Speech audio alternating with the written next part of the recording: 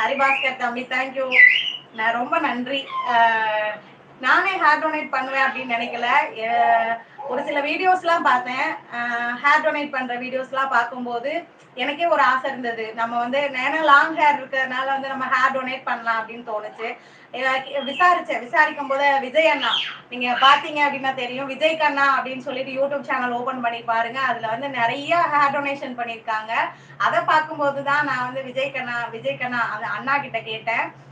அண்ணா வந்து எனக்கும் hair donation பண்ணணும்னு ஆசையா இருக்குன்னு கேட்கும்போது மினிமம் எவ்வளவு ஹேர் டொனேட் பண்ணணும் அப்படின்னு கேட்டேன். மினிமம் ஒரு அடி பண்ணணும் அப்படின்னு சொல்லி அண்ணா சொன்னாங்க.